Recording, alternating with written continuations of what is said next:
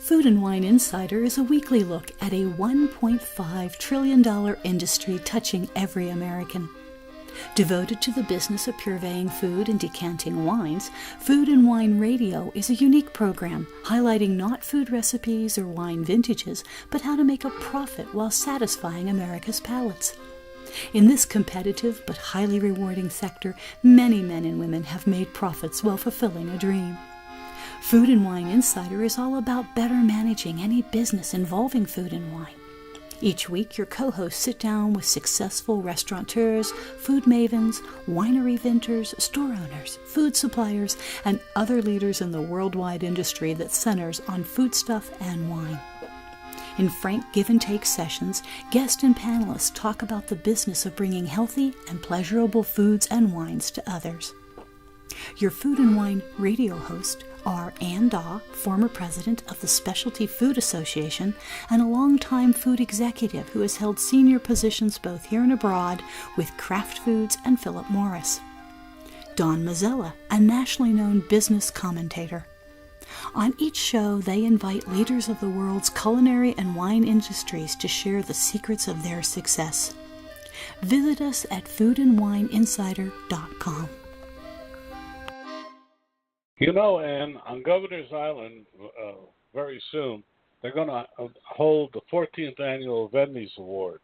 I found it fascinating when I heard about it, and I thought it would be great if someone from that award program came on board and talked about it. So we have Matthew Shapiro joining us today, and with that note, I turn it over to you. Okay, thank you, Don. And just by way of introduction, Matt Shapiro is the legal director of the Street Vendor Project, and they also conduct the Vendy Awards. Matt, welcome to the show. Great, yeah, thanks for having me. As legal director of the Street Vendor Project, you started there as an intern in 2009. Tell me a little bit about what attracted you to the Street Vendor Project. Well, I was just out of law school, and I had read a little bit about the Street Vendor Project on the internet, and I heard that they were working on a legal case for a hot dog vendor who had her hot dog cart taken by the police. And I was very interested. I said, why would anyone do that, or why could that happen? And they mentioned how the Street Vendor Project was working on the legal case, and I said, I didn't know such an organization exists. I love street food and street vendors, so let me see if there's a way that I can get involved. And the project was much smaller back then, so I was able to volunteer, and as the project grew, the funding increased, and I was able to stay on full time and eventually, grow with the project. That's fantastic. Tell our listeners a little bit about the Street Vendor Project and the work it does. Sure. So the Street Vendor Project is part of the Urban Justice Center, a nonprofit organization, and we function sort of like a union or a workers' center for all street vendors in New York, whether you're selling food or non-food items on the streets and sidewalks. Vendors come, and the main job is to organize vendors so they have a larger voice when it comes to the policies that affect them. So we're membership-based, just like a union would be, and we have over 2,000 members. And for our members, we provide free legal services and free small business services, including legal representation and help with tax filings and permits and licensing issues. So we sort of combine the services and the advocacy into one group. And, you mentioned you have over 2,000 members, which is a lot of vendors out there. What are their requirements for being part of your organization? So like any, sort of union or worker center group, we require that our members participate in the organization. It's more than just coming in for help, like you would go to a law office and then, not come in again so you need more help. It's a continuing relationship where vendors are involved in the organization, going to meetings, going to demonstrations, meeting with politicians, really taking it upon themselves to have the advocacy come from them rather than just having like a bunch of non-vendors representing, vendors in these conversations. And so I'm a vendor. I have, a truck with some really cool food and so on and so forth. How do I get to learn about the vendor project? And then what are the key benefits to me? So I'm looking at it and saying, okay, they have a membership. I'm assuming you have some kind of due structure. People always think about these things in terms of what's in it for me. So first, the way vendors find out about the project is sometimes through other vendors that they may know, and otherwise, we spend time just walking up and down the streets of New York City, talking to vendors and doing general outreach. So there's different ways that you can find out about it, or we also have an online presence in social media, of course, and then through the some people find out about us through the Vendy Awards, which also has a large media presence. But why would you join the Street Vendor Project? Well, in New York City, it's really difficult to be a street vendor because the city over many, many years have enacted lots of policies and laws that exist that make it difficult for vendors to start their business. So if a vendor is interested in sort of changing the way the city treats vendors or changing the way the rules regulate vendors, I think they would be interested in joining the organization because those are sort of our larger campaigns and our long-term goals to make it easier for vendors to work in the city. And the short-term benefits, include, let's say, a vendor is working on the street and they get a parking ticket or they get a ticket for violating one of the dozens of vending regulations that exist. And they really don't have any idea how to navigate that. We have lawyers at the organization that can help them, advise them, and represent them. I think that's incredibly helpful and makes them feel like, well, there's somebody there to support them. You also teach vendors who become part of your organization what their legal rights and responsibilities are. Can you talk a little bit about that? Sure, yeah. So, like I said, there's many, many rules and regulations that govern vendors in terms of what you're selling and where you can sell. And a lot of times it's very difficult to understand these rules. The city doesn't do a great job of explaining to vendors what the rules are. So we do that frequently when we're, even out on the street, showing vendors where they can and can't set up and how they need to sort of conduct their business based on what the city rules are.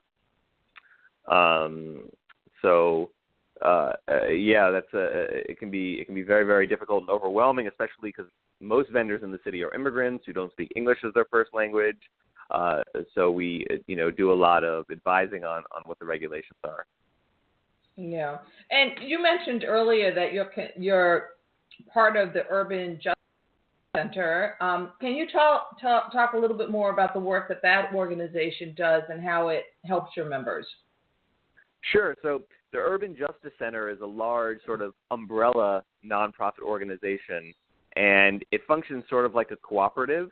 There's 12 different individual projects that make up the Urban Justice Center, and each project is working with, sort of a discrete population in New York City. Most of them are sort of marginalized populations. There's a mental health project, there's a veterans advocacy project, there's a safety net project that works with people on social benefits. We all share the space, the physical office space, and the administrative staff, but we all get to sort of work on our own issues and be sort of independent without any interference from, upper management. So it's really, really great in terms that it gives us the flexibility to do the work we want to do, but also share the space with other people that are doing really great work as well. So talk a little bit about how you fund your activities. Where does the revenue come from? Because it's obvious that it needs to pay for some of this legal representation and all these things that can be pretty expensive.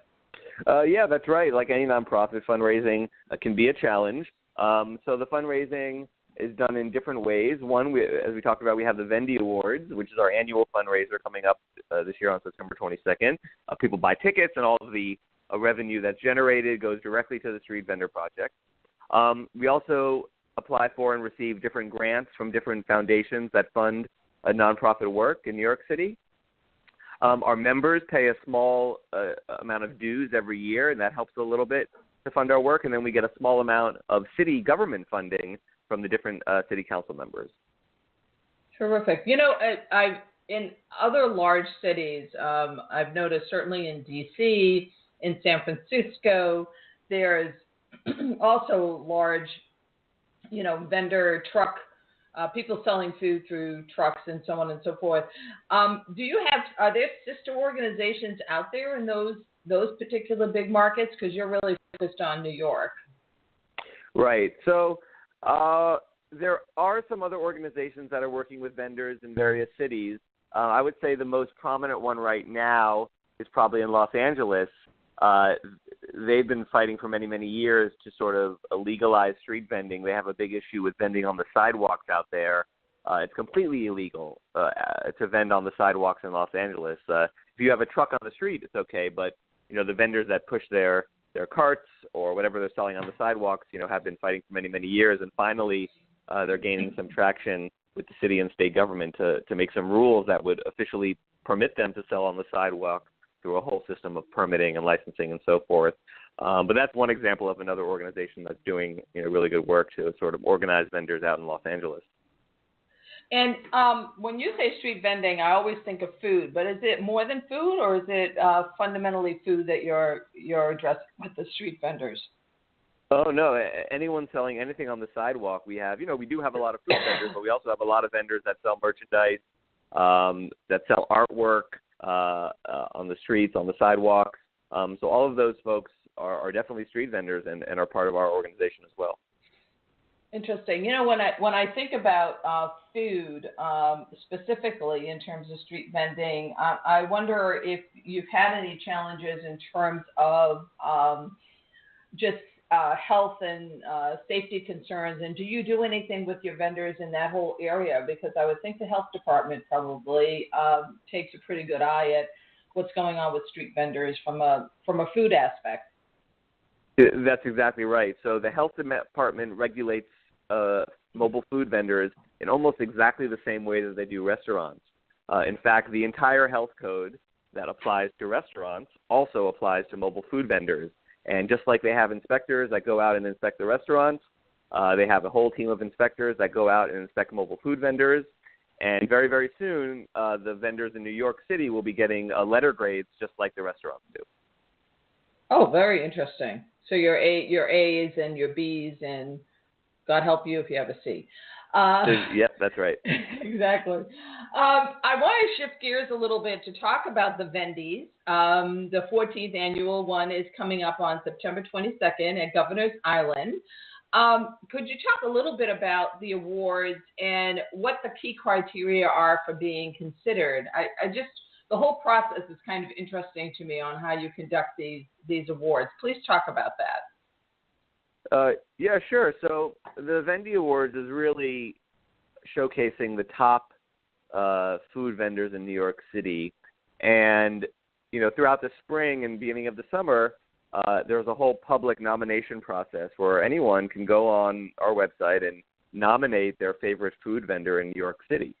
So we have people, coming in and writing about their favorite food vendor up in Soundview in the Bronx or out in Corona, in Queens, and it's our job to sort of gather those nominations and scout all the vendors, and then make a determination of who the finalists should be. And there's 5 different categories of vendors that compete for the Vendy Awards. We have the Vendy Cup, which is the main category.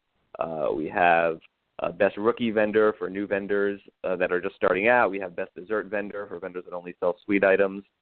A few years ago, we started the market category because we recognize that there's a lot of these sort of food markets that have been sprouting out, which is have generated a sort of new type of street vendor, a new type of street food, and we want to recognize those folks. So we have Best Market Vendor. And then our brand new category for this year is really celebrating the breakfast foods that are sold all around the city, and not just your traditional egg and cheese sandwiches, but all of the different breakfast foods that are sold from different cultures. So we have Mexican breakfast foods and Chinese breakfast foods and Greek breakfast foods. So we're going to be recognizing those vendors that sell in the mornings with their own special category this year. So essentially, you're saying the public in essence is involved in the nominations, but then do you do some kind of vetting of those nominations to determine who the finalists are? Yeah, that's right. We look at all the nominations, and then we have to decide. We don't want all 5 finalists for the category to be selling the same thing or to be located in the same area. So we have to sort of diversify the finalists, but it all starts with the nomination. And so how many would you have in any one category that are actually on Governor's Island? So there are 5 vendors that are chosen to be finalists in each category. Okay, and they're the only ones that are invited to Governor's Island. Is that how that works? That's right. They're the only ones that will be competing at the Vendy Awards on the 22nd. And then the people that you invite to Governor's Island, who are they? Because they're the ones who are determining, right, the winners? So people that come Yes. to the event, anyone can buy tickets. So we have, folks that have been coming every year for 10 or 12 years. We have folks that are, coming for the first time. So we have about 1,000 people that come every year that come and taste all the food and have a good time and then vote for the winners in each category. So is this just a one-day event? Tell me a little bit. Just describe the day, because that will be kind of cool. Yeah. So the event starts. Well, getting ready for the event starts really early in the morning. We get all the vendors on the boats and we're getting them over to the island and we're setting up. And then it starts around 11 or 11:30 when ticket buyers come in, and they'll be able to go around to all the different vendors and taste all the food. We've got a bar with beer and wine and different beverages. We've got music during the day. It's really, really a great day. And Governor's Island is such a beautiful place to spend a Saturday. So people really have a good time and hang out. They bring blankets and sit on the grass. And just a really relaxing day and getting to try all this diverse food that's for one day only, all in one place on Governor's Island. And so the folks who attend are essentially going to determine who the quote unquote winners are. And they could come from any type of background, just consumers. They might be press. They might be different folks with different backgrounds. Is that correct? Yeah, that's right. Anyone is welcome to come and buy tickets for the Vendy Awards. Of course, it supports the Street Vendor Project, but it's also a great way, to taste the diversity of street food here in New York. Okay. And then post the Vendy Awards, what happens for the vendors specifically? How do you promote their winning? How do they promote that they've won a Vendy? What happens post the September 22nd event? Yeah, so it depends on the year, but generally at the event itself, there's lots of media that are there covering, sort of the award ceremony. So all of that press that's generated really, really is beneficial to those vendors' businesses who won. But really, all the vendors that came and participated as finalists seem to get a lot of publicity just because they were there and recognized. But then after the event, sometimes there's some post-show follow-up. Last year, for example, the winner of the Vendy Cup was on Good Morning America the next day. So, depending on the year, there can be some post-event sort of publicity and follow-up. Okay. And what do they get in terms of an award? Is there anything that they actually display or, that cart now they can tell people that they've won a Vendy Award, and people I'm sure would ask about it. Oh, yeah. No, so the award for the main category, the Vendy Cup, is this really nice trophy that the Vendy Cup winner gets to keep on their cart for the entire year before turning it over to next year's winner. The other category winners also have, framed certificates that are given out. And I was walking around downtown the other day, and I saw last year's winner for one of the categories. They had, sort of enlarged the certificate very large, pasted it on the side of their truck to let everyone know that they were last year's Vendy winner. And, it's because I obviously see a lot of the it's interesting because you're representing not only food but non-food, but the Vendy Awards are specific to food. Am I right about that? That's right. I think there's different ways to think about it. Having an award ceremony for best non-food vendor, that would be an interesting thing to think about. But, food is pretty easy. People love it. There's a huge, diverse food scene and street food scene in New York City. So that's what we've been focusing on. Okay. And so what I think of, food vending and, there's certain other markets where it's almost like all you're seeing are the trucks, around town. Is there a saturation point do you think for vending? Or I guess maybe another way to ask it is, how long do people tend to stay in the vended truck business? Do you have any data on that? That would be kind of cool to know. Yeah, I don't know the exact average number of years that a vendor stays in business. For example, in the Vendy Awards this year, we have many vendors that have been selling for more than 30 years. So I think it depends on what you're selling and where you're selling. There are vendors that are new, that move around every day. That might work for them. But we also have many vendors that are sort of out there in the neighborhoods that are serving the local communities, that are sort of fixtures there and that have been there for many, many years. So I think it really depends on what you're selling and where you're selling, and sort of, you're definitely what type of product you're offering. And do you see any saturation point? In other words, it's sort of like you look to sort of say, well, we don't want to have a certain. You have 2,000 members, which seems like a lot of people on the street sort of selling products. I'm just curious if you have a sense of, is there a saturation point where the city could sort of react negatively in terms of the number of street vendors, and how would you manage that? Right. So that's the big issue. The city has done that. In fact, in 1983, the city put a limit on the number of food vendor permits that can be in existence at any one time. There's 3,000 citywide permits that have been issued. There's another 1,000 summer ones and another 1,000 green card permits for fruits and vegetables only. But since 1983, the city hasn't increased the number of permits. So they've decided that there is a saturation point. We disagree with that. We think it's about opportunity, and if folks have a business opportunity that they want to bring to New York City, that's a positive thing, and we should encourage that.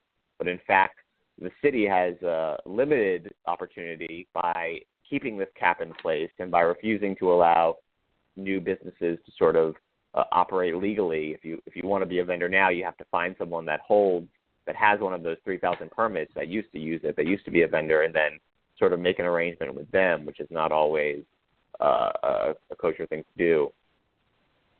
That's interesting. It's unfortunate that they don't turn the permits into the street vendor project so that you can manage the number of permits that are out there. And if people have left the business, have an opportunity, other people have the opportunity to use that permit.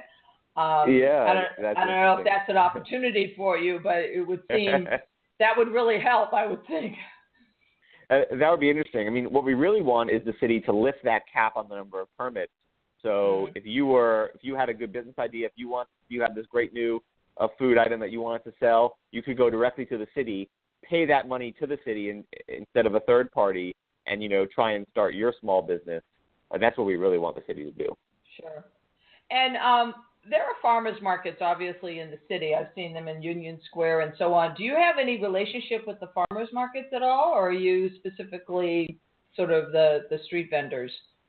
No, those sort of operate under a different mechanism. The city loves farmers markets and loves to. It's funny, the city loves certain types of street vending because, in fact, a farmers market is just vendors that are selling produce on the streets and sidewalk. Functionally it's the same thing, but the city treats it very differently because the farmers markets have been organized very effectively by sometimes by big organizations that have a lot of power and influence in the city. And don't get me wrong, we love farmers markets. Farmers markets should definitely exist, but we think that the city should also treat other vendors the way they treat and respect the farmers markets too. Very interesting. And so you've been with the organization, at least 9 years. What do you see as the future success of the Street Vendor Project, and what would you like to see it accomplish? So, for a few years now, we've been engaged in this campaign, which would be to lift the number of increase the number of permits that are available for food vendors. That's sort of the biggest issue. Vendors will walk in the office almost every day, either that have to rent a permit from somebody else for a really, really inflated price, or that take a huge risk and sell without a permit, which is a very dangerous thing to do because the city has very strict enforcement. They can issue $1,000 fines and take your card away. So we really want the city to increase the number of permits available and provide opportunities for these small business owners that want to contribute to New York City. So I hope that in the near future we'll be able to realize that success, and many folks will be able to essentially legalize their business. And if we achieve that, that would be a historic victory for street vendors in New York City. Well, I don't know if I have time for one more question, Don, or do we have to wrap it up? Well, unfortunately, we have to wrap it up, and no worries. It's been fascinating. Matthew Shapiro, the website for the Vendy Awards and the Urban Project? Yeah, you can go to our website at streetvendor.org or thevendyawards.org and check out more information. Thank you, Matthew Shapiro, for being with us today. Your two websites for the Vendy Awards and the Urban, please. So you can find out more information at vendyawards.org or streetvendor.org. Links to those websites will be on Food and Wine Insider tonight, where you can hear this and every other past and future Food and Wine Insider.com program. And if you have an idea of who you'd like to hear on this program, well, you can also tell us on the website. Matthew Shapiro, thank you so much for being with us. Thanks for having me. Thanks, Matthew. Have a great day. And good luck on the Vendies. To be successful, most restaurant owners require extra capital from time to time. When you need funding to renovate, buy equipment, or manage cash flow, you don't have time to track down financial statements or wait weeks for a decision. That's where Cabbage can help. Cabbage gives small businesses access to a line of credit of up to $200,000. Apply online and you'll get a decision right away. Since Cabbage is a line of credit, you can take the exact amount you need. You never have to reapply to take additional loans, and you'll only pay for the funds you use. Cabbage has helped more than 230,000 businesses from every industry, and with $4 billion in funding, Cabbage is A+ rated by the Better Business Bureau and was named the Forbes Top 100 Companies twice in a row. Check out Cabbage at cabbagewithak.com/foodandwine, and you'll get a $50 gift card when you qualify. That's KABBAGE.com/foodandwine. Line of credit is subject to credit approval. See terms and conditions. All Cabbage business loans are issued by Celtic Bank, a Utah-chartered industrial bank, member FDIC.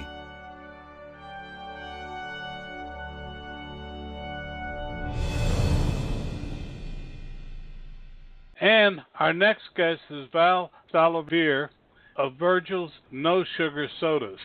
I have to tell you, I sampled their sodas at a recent event, and they're outstanding, and went out and bought some.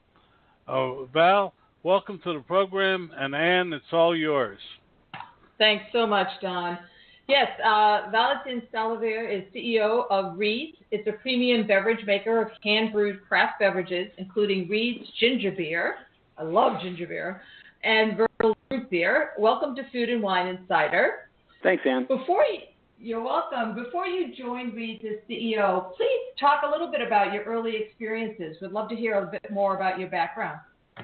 Sure. My life has always been dedicated to driving accelerated growth for beverage brands in the food and beverage space.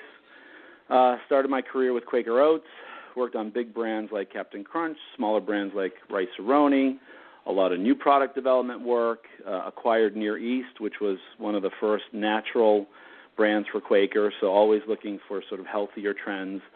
Then I moved to Coca-Cola and launched their Eastern European businesses from scratch, and then eventually focused on smaller food and beverage growth with an equity firm, building out a portfolio of small emerging brands, all on sort of health trends and major mega trends, such as Zola Acai, which is an acai and coconut water brand, Detour Bar, which is a high-protein bar, which is also a major trend, Boylan Bottling, which was a gourmet soda, similar to Virgil's.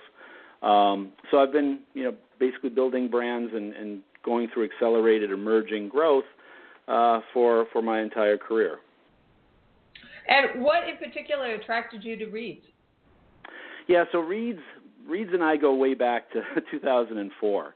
So when I was chairman of a private equity group that invested in Boylan Bottling, we were looking at potential add-ons to what we just acquired, and we felt Reed's would be a perfect match. I met with Chris Reed, phenomenal product, ginger beer. I mean, really, truly the first mover in terms of an all-natural premium ginger beer made from real ginger root. And I thought it would be a perfect fit. And so I actually offered growth capital to Chris, and we just couldn't agree on where the capital should go. He wanted to build out his production facility, and I was heavily encouraging him to invest in sales and marketing. And so our paths kind of parted ways in 2004, and he led sort of a very heavy, intensive production plan, which actually came to kind of roost in 2015. And now, being appointed CEO of Reed's middle of last year, I get to hopefully realize the true potential of both the Reed's and Virgil's brands. Mm-hmm. And what you have that longevity, which I think is incredibly helpful because you've been able to see the business. What do you feel are the opportunities at the company? Yeah, so when we came in, the company was definitely challenged. So throughout the several years before that, Chris Reed is the founder, he expanded into many categories. So he's competing in craft soda and ginger beer, in ice cream. He also launched a kombucha. He was trying to compete across multiple fronts with an inefficient production facility that was impacting the gross margins and cash flow. And so when we came in, there was a new board that was put in place in 2016 after shareholders were not happy with where the company was. John Bello came on board in the end of 2016 as chairman of Reed's, and he replaced the board, brought on professionals onto the board, and then really redirected the strategic focus of the company on the ginger beer brand, which is the marquee brand, as well as Virgil's. And then I knew John. I reached out to John once I saw that they were looking for new leadership, and we came together in the middle of last summer. So we've been very busy the last year, really doing two things: fixing the business model and positioning the brand to accelerate growth. At that point, the company had declining sales in terms of the first, second, third quarter of 2017. The margins were not viable. We're talking in the teens. You need 30 margin plus to be viable. And again, heavily focused on capital production. So what we did is we instituted a 5-pronged turnaround plan, which we're almost wrapping up in terms of transformation. The first was a new leadership team in terms of board, leadership, and key functional areas, which we've been recruiting and upgrading. The second piece was to focus only on the Reed's and Virgil's brands, which we've done. So we cut almost 100 SKUs, where sales from the top 5 SKUs in 2016 were 30%. Now they're over 70%. We've basically put the plant up for sale earlier this year. We're hopefully going to conclude either a sale and or exit from the plant sometime this year, which will drive further efficiencies and gross margin improvements. And then we're refinancing our debt. We raised capital at the end of last year to fund this turnaround, and then we're in the process of refinancing our expensive debt to reduce all the cash that goes out to support debt and redirect that into sales and marketing. And then lastly, and I'm sorry, this is kind of a long answer because there was a lot to do. We've rebranded the Virgil's brand. We've launched our new Zero Sugars on Virgil's. And by the end of the year, we're going to launch a rebranded Reed's with new communication and packaging, as well as Zero Sugar version of Reed's for the first time, and Reed's in cans for the first time for those strategic channels that cans are preferred in, such as club, C-stores, on-premise.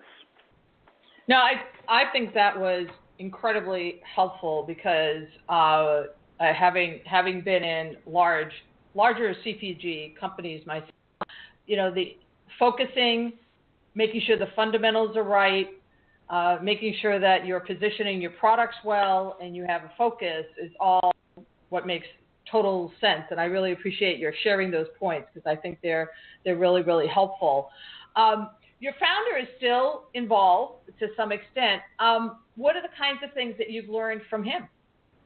Yeah, well, Chris Reed has been very supportive, and he's been one of our biggest cheerleaders in terms of he knew his skill set was outstripped in 15 and has been supportive of the turnaround plan that we've instituted. He's been very happy with the progress we've made. And his real passion, and you can tell by all the SKUs he launched, his passion is developing products. He's a chemical engineer by trade. He's a healthy yoga enthusiast based on the West Coast. And so he brought all those things together in developing a all-natural, authentic ginger beer. We have an all-natural soda, only using the highest quality ingredients. And so that sort of DNA that he has based the company on, he continued to kind of inspire us on the product development side. And he's been able to focus all of his energies on product development versus all the other requirements of a CEO. And I think he's been pretty happy, and he's been instrumental in helping us develop this proprietary natural sweetener blend. We've been doing it, probably working on it for 18 months, and that's what Don mentioned in trying our Virgil Zero. It really is, we think, the 2.0 of natural sweetener systems. The number one natural soda out there is called Zevia, and they use 100% stevia as a substitute, which has flavor compromise. What we've done is we've lowered the level of stevia, we've introduced erythritol and monk fruit, all natural sweeteners, and are able to deliver the full soda taste without any aftertaste. And we think we really have something special here. And so far, the reception by consumers and retailers has been great. So, Chris has been instrumental of developing that, and as well as developing the zero sugar version of Reed's that we will launch hopefully by the end of the year. Well, you are in a very exciting, fast-growing category, craft sodas. In 1989, the company was at the forefront of consumers' desire for more natural and good-for-you drinks.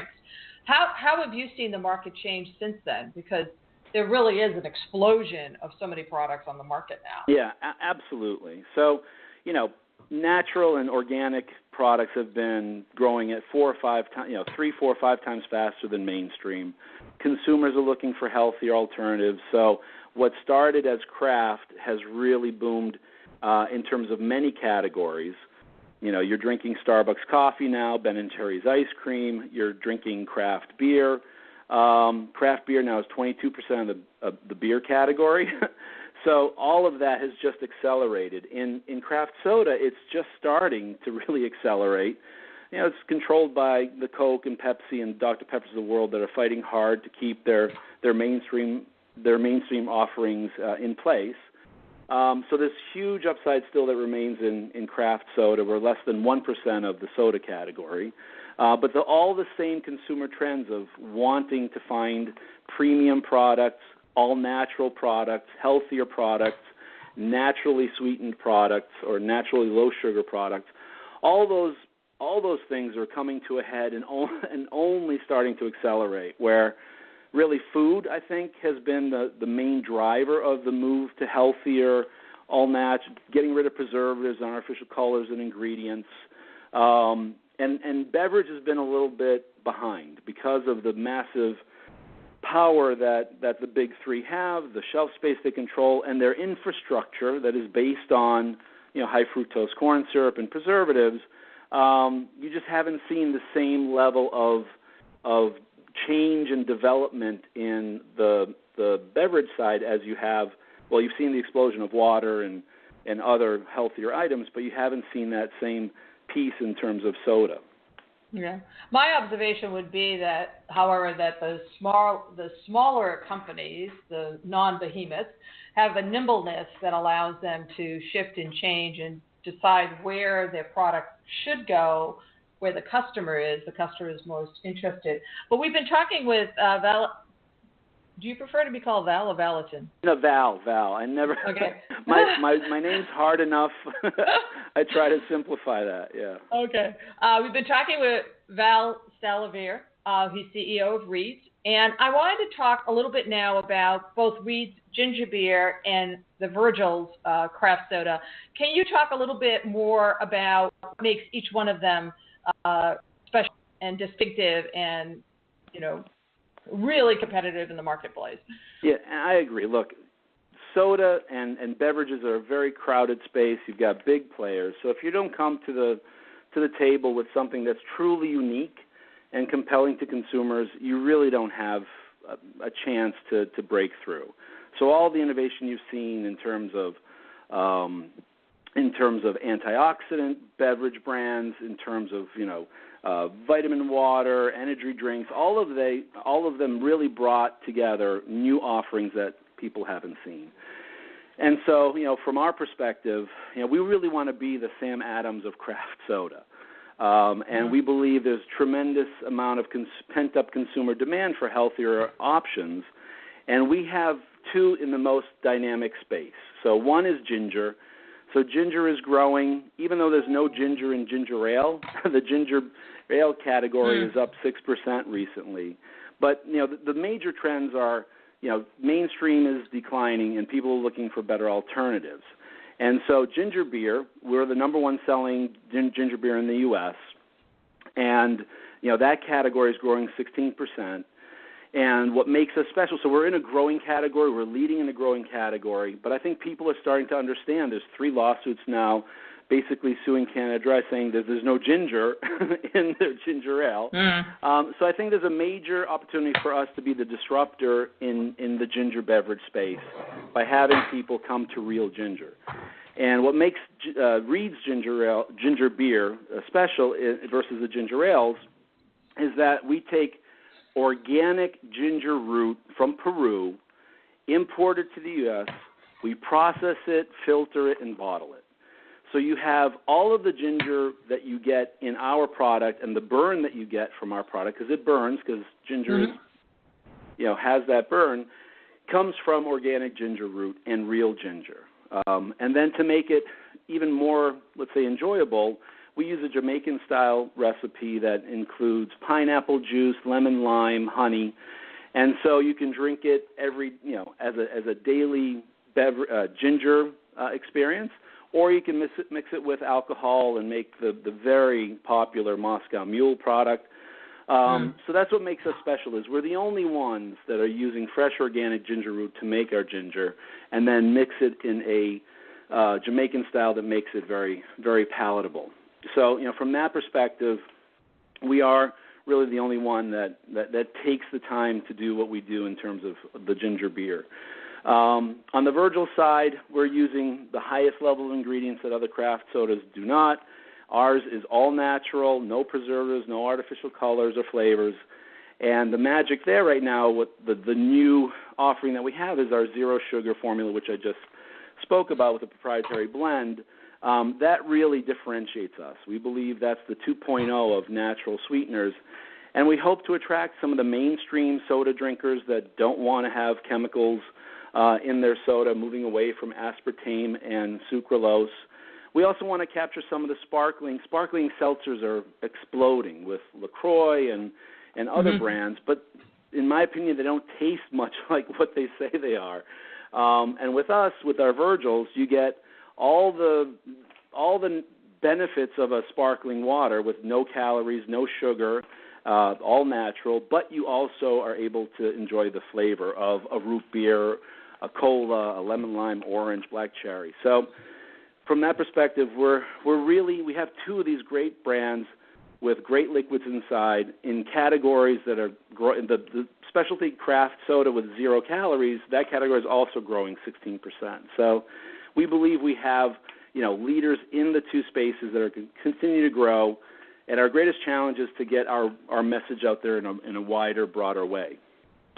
Now, when you think about distribution, and obviously we've talked a little ad nauseum about the soda category is incredibly competitive. You have the big three; they control the space.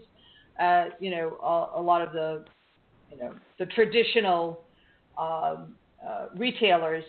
So, what do you go where they're not, or how do you compete with where they are to try and be sure that the consumer is seeing your message and choosing your product? That's the biggest challenge. When you have the big players who all have direct store delivery, so they have all retailers very spoiled in the terms of they've got a truck coming to their store on a daily basis or weekly basis to replenish. They're offering merchandising material, and that's not cheap. And so they've locked up a lot of shelf space. But retailers are also understand that their consumers are changing and demand of what they're looking for is changing. They're looking for healthier. And so you're in this process of, trying to reduce the amount dedicated to sort of the mainstream offerings that are sort of declining in terms of sales and interest. And you have to convince them that, their consumer wants healthier options. They want all-natural options. They want zero-calorie all-natural options. And we've been able to get distribution in 30,000 doors because ginger beer is a unique product that offers real ginger, and consumers kind of demand having that offering. And with craft soda, there is always a space of those specialty crafts. They have allocated space. And I think what you're going to see, Ann, pretty soon is a pretty strong and compelling argument that we're going to make to our retailers is that by giving us more shelf space, they're not going to really impact their volume on their mainstream because their mainstream is already over-distributed. Coca-Cola or Pepsi are not being sold out of stock at this point, so you're not missing any sales by giving some of the craft specialty more space, but most of the mainstream sodas are loss leaders, and the retailers are making very little margin because they're using that as really bringing consumers into their store and giving them very aggressive pricing. On our offerings, we're at $5.99 a 4-pack. They're making solid margins on our products. So on a per foot basis, the retailer makes much more money on our product than theirs. And so we're starting to take that message to retailers, try to outline what a craft specialty shelf should look like. And we're getting some very good traction in terms of some major retailers that will start experimenting with giving more shelf space and a more of an organized approach to the craft specialty set. So we're hopeful that that's going to start making an impact. And once you use a success story with one of the retailers, you can then take it to the rest of the retailers and say, hey, before we install this craft specialty set, here's what your profit was on your aisle, and then here's what it looks like after. So that's still a huge opportunity for us and the category. And if there's a way to look at the basket ring, because a lot of times with specialty items, and I would think of your product as distinctive and therefore specialty, if there's a way to read the basket ring on when someone buys your product, what else are they buying, and is that a higher register ring than when they're buying soda? When Absolutely. They're buying the traditionals, then that really is compelling because let's face it, the retailers are renting you space. They're leasing you out space, and if you're making more margin on that space, it should be a no-brainer, but it sometimes isn't. Well, it's a no-brainer, but then the big players just buy that space. Oh, yes. So yes. Their power is extraordinary for sure. Yeah, they tilt the scales, but at the end of the day, the retailer wants to make their consumers happy. And if their consumer is demanding healthier, better options, it's only going to go in one direction, which is they're going to have to offer those offerings. And you'll have some retailers that are just ahead of the curve, recognizing that, and then the rest, will see that the positive impact that happens, and they'll usually follow. Well, we've been talking with Val Stalowir of Reed's, and Val, I wanted to ask: Are you also selling not just in traditional supermarkets, but either specialty, or you have any food service business, any online business? I'm just thinking about other ways in which consumer can really get your product? Yeah, no, that's a great question. So we have 80% ACV, which is sort of percentage of potential distribution in natural specialty. That's where the brand started. So we have a very good footprint in the Trader Joe's, the Whole Foods of the world, where our opportunity is sort of everywhere else. In grocery, we have probably a 40% ACV. So there's another 60% of shelves that we are not on. And we've hired a new broker that specializes in grocery, has relationships. So we're looking forward to an expansion of filling in the white space currently in grocery. And then the rest of the channels, we have very little distribution. And that's why I'm so excited to be here. Just by doing the fundamentals, fixing the business model, and affording more sales and marketing investment to go out, we're hardly in any club stores. So we're just starting a relationship with Costco in San Diego. That whole club channel has great volume potential. There are over 100,000 convenience stores. We're not in any of those. So we've got a new broker partner to help us penetrate that. We're hardly in any drugstores. We have very little distribution in the bar category. There's 60,000 bars. We have very little distribution there. 40,000 liquor stores. All of these channels are still opportunities where our ginger beer and potentially our craft soda should be. And, we're right now really reaccelerating our efforts to penetrate those channels. And are you exclusively using a broker network, or are you also have your own sales force that's going out, or your sales force is managing the broker network? Yeah, we have a hybrid system. So there are customers that we go direct to, such as Trader Joe's and others where we ship directly to them. There are customers that we actually use a distributor with, like UNFI and KeHE, especially for craft and specialty natural channel. We're bringing on brokers that will, like I said, expand our footprint in C-stores and grocery stores. And, yes, our sales force is managing that sales force. But, we used to have 7 or 8 people in the field. Now we have 200 people in the field via the broker network for our grocery and probably over 800 for our C-store. So, we're transitioning our sales force to both call direct key accounts but also manage our broker network. And in some cases, we do use direct store delivery partners, such as Anheuser-Busch, Miller Coors, some non-alcoholic there. So it really is a tapestry of ways to market. Well, Don's told me I get to ask you one question, but I'm gonna try to ask you a combined question.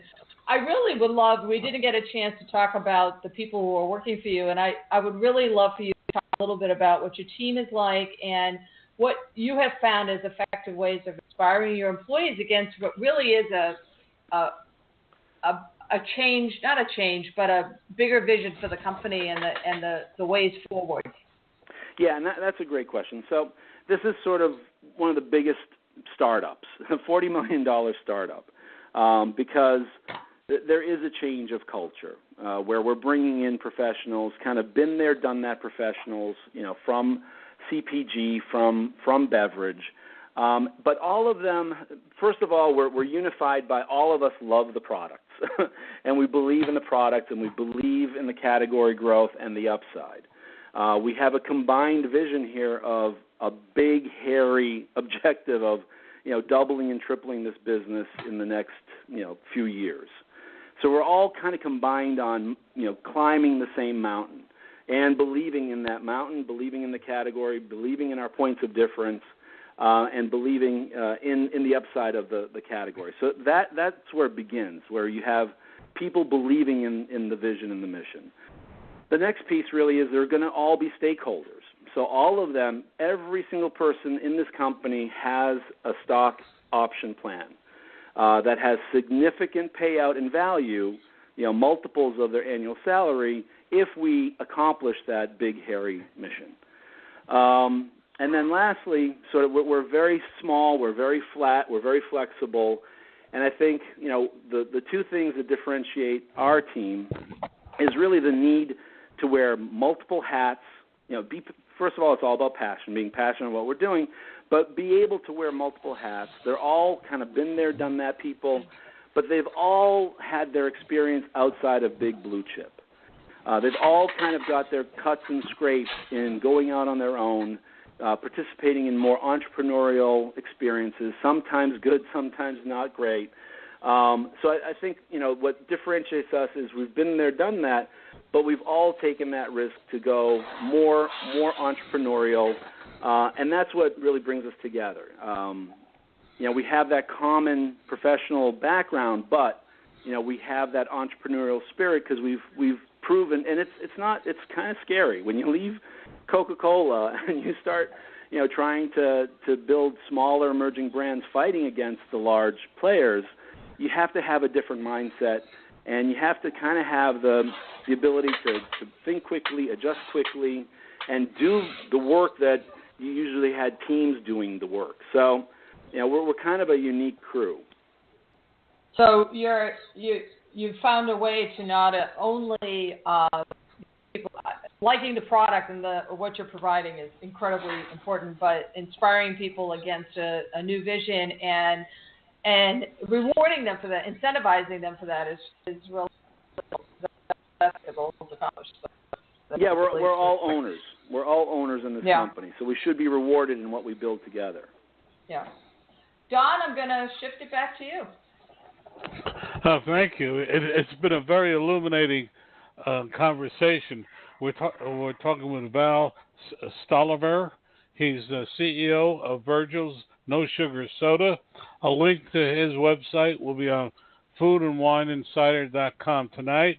You can also hear all of our past and future programs there, and tell us via a short survey the guests you'd like to hear. Val, your website again for our listeners? Yes, the main website for the company is www.reedsinc, that's REEDSINC.com. And then the Virgil's website, which is up and running, which has been refreshed. That website hasn't been refreshed. The new website has been refreshed for Virgil's that we've just launched, and that is www.drinkvirgils.com. That's DRINKVIRGILS.com. Well, thank you so much. It's been a fascinating interview, and I'm sure our audience learned a lot. Thank you, Val. I appreciate it. Thanks. It was fun. Now it's time for Andor's thoughts on what's happening today. Sustainability is a complex topic, but in simple terms, it basically means meeting the needs of the present without compromising the ability of future generations to meet their own needs. It involves how we can and should think differently about production and processing and distribution, consumption and waste management. And why we should focus on those things is to positively impact the environment, the economy, and social health. I'm not intending to preach here, but an area of certainly of concern, it's not only in the restaurant business but in the food business, is waste. It's almost inconceivable to me that people can go hungry in the U.S. and certainly in many places around the world, but we waste 30 to 40% of the food supply. We want our fruits and vegetables to look perfect. We may not care that our portions are bigger than they need to be, and yet then they're not really fully eaten. But what's happening? I think the stories that aren't happening is the things that I have personally seen in so many wonderful local. They could be non-for-profit. They could be supported by for-profit companies at the local level. Gleaning programs, meal pack programs. You have City Harvest. You have City Meals on Wheels. You have so many different great programs. It just takes getting involved, because we might not be able to change things at the national or the state level, but we can certainly help our local communities and our neighbors. And I think we all have a role to play in that, and to make a difference and make sure that the future continues to be bright and that people are fed and we do all the good things that bring communities together. You've been listening to Food and Wine Insider with Ann Daw and Don Mazzella. Want to join us on a future show? contact us at foodandwineinsider.com. Until next time, have a passion for food, wine, and profits, and think of our program, Food and Wine Insider.